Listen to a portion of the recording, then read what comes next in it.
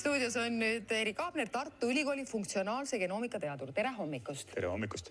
Me räägime sellest, et kas tegelikult praegu hakates kinni sellest teemast, millest me ka täna hommikul räägime, need rühmatreenid ja treeningud üldse. Et osad inimesed võivad trenni teha nii, et palehigis süda on juba paha. Aga tegelikult, kui eesmärgiks on kaalu langetus läbi selle treeni, siis seda ei juhtu, sellepärast, et neil on selline geenikombinatsioon, et nad lihtsalt ongi paksemad. Jah, et me tegime hiljuti teadusuuringu, võtsime andmeteks geenivarmu andmed, ehk siis üle 200 000 inimese erinevad kehakaalud ja ka geenid viisime need kokku ja vaatasime siis, et milline näeb see geneetiline pilt välja. Ja me näeme, et nagu arvata oligi, et ülekaal ja üldse kehakaal on väga tugevalt geneetiline tegelikult. Kui tugevalt, mitu protsenti me võime siin öelda? 50, 60, 70, veel rohkem? Paneme 50–70. Et on vägagi geneetiline, aga me ei saa siin jällegi, kui me ütleme 50%, siis järelikult on 50% ka keskkonda. Et me peame tegelikult võtma arvesse ka seda, et meil ongi siin ka mingi enda kontroll tegelikult asja üle. Aga geenid mängivad rolli, et me tegelikult seda ei saa alahinnata. Osadel inimestel ongi keeruline olla selles normaalkaalus. Juba algselt, juba selle geenikombinatsiooni pärast. Just, et me näemegi, et geneetilisest vaatenurgas näiteks, et mõnel inimesel ongi normaalne kehamassindeks on 23 kandis ja teisel 27 kandis, mis minu kehakaal ümber arvutatuna oleks umbes 16 kilo tegelikult, mis nagu geneetika määraks mulle.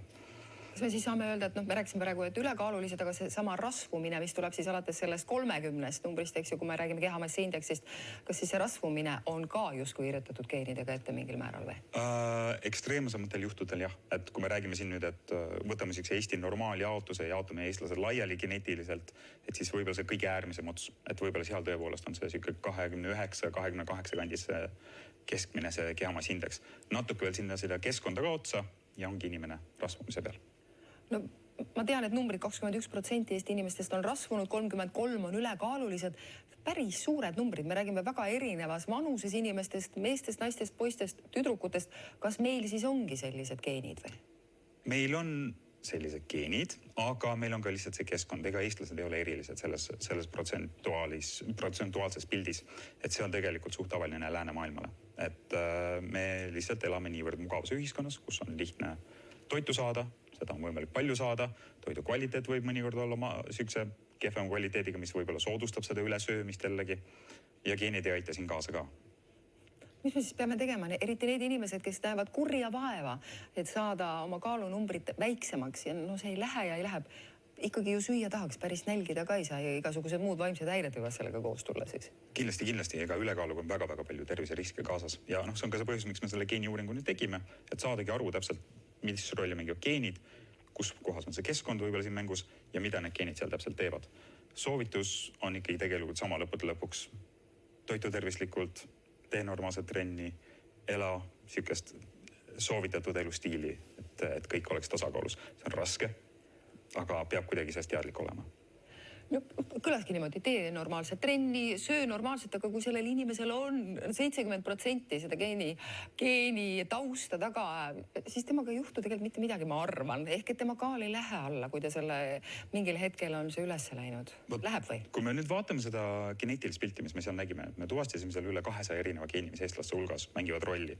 Ja enamik neid geenidest, kui arvaks, et võiksid olla ainevahetusega seotud, nad tegelikult olid seotud hoopis närvisüsteemi toimimisega. Ehk siis, mis annab meile aindust, et tegelikult seal taga on hoopis söögisu reguleerijad. Mitte see, kas ma olen aeglane metaboliseeriv või kiire metaboliseeriv, midagi sellist. Ei, et see on pigem seotud söögisuga. Jätame ainevahetuse kõrvale ja vaatame hoopis aju poole, mis käskluse või mis lubaduse aju meile annab söö veel, sul on kõht tühi. Just, ja see ongi siis kas teadlik või alateadlik signaal, mida inimene saab, et kuidas ma peaksin toituma, et kui ma näen seda magusat saiakisse lauale, et mõni inimene lihtsalt haarab selle lihtsamini, teine inimene saab sellest mööda jalutada, ilma et tal tekiks tung seda süüa kohe.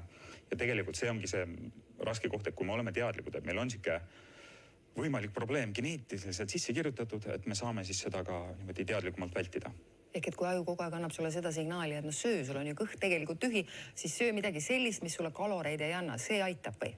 Jah, mingil määral, aga ega seda aju on raske lõputult trikitada. Et see on jällegi see, et kui me oleme teadlikud, et meil on selline, ma ei tea, öeldaks puudujääk nüüd, aga et meil on lihtsalt selline, minu aju toimib niimoodi, et mul on lihtsalt neid signaale ja seda müra tuleb rohkem, siis ma lihtsalt pean olema ka ettevaatlikum. kas aju kuidagi evolutsiooniliselt meil seda söömise käsklust annab sellepärast, et me lihtsalt oleme tulnud ju ka aegades, kus toitu on vähe, kus tuleb jahti pidada, kus ollakse pikka aega söömata ja siis pugitakse nii, et ei jaksa enam püstigi tõusta. Just, ega see tänapäeva ühiskond, kus me elame, see ei ole ju see, kus inimkond evolutsioonis üles on kasvanud. Me oleme kasvanud ikkagi, ma ei taha öelda näljatingimustes, aga kindlasti palju kiduravates tingimustes. Mistõttu me paneme inimese keskkonda, kus tal on kõike vabalt kätte saadava, siis ta sööbki üle.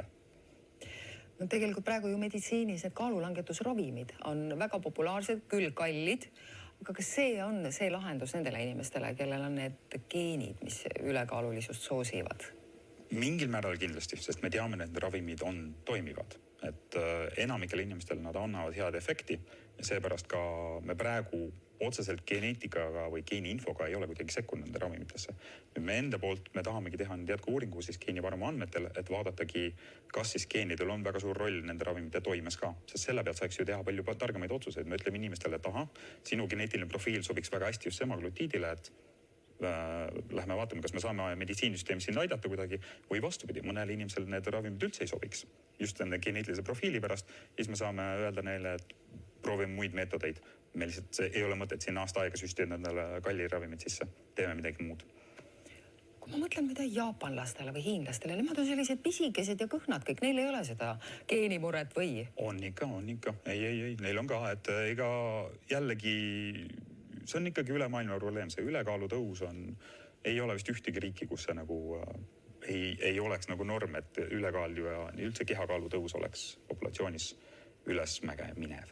See on igal pool.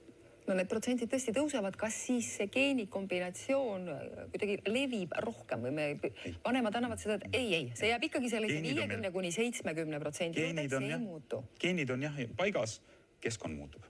See, kus kohas me elame, mismoodi meil on elukvaliteet paraneb, muidugi. Me Eestis oleme näinud seda ka viimase 20 aastaga. Lihtsalt inimestel on paremad võimalused ja meie vana loomaju võib-olla veel aeg-ajalt surub peale ennast ja võtab kontrollimist. Kas sellise geenikombinatsiooniga laps on juba kohe paks laps või? Ei, kindlasti mitte. Need on harvad juhud, kus võib-olla on siis just see geenikombinatsioon on nagu niivõrd raske, et seal ei anna võib-olla midagi enam teha. Et see ongi juba sünnist saati iga raske juhtum. Enamikel juhtudel me teame, et tegelikult on võimalik inimesel ka kontrolli olukorra üle võtta. Et kui me paneme selle väga raske geenikombinatsiooniga inimese jällegi madala kaloraažiga keskkonda, siis me näeme tegelikult, et nende ülekaal ei ole neil tegelikult probleem. Et see on keskkond. Erik, aitäh täna hommikul tulemast, väga põnev teema.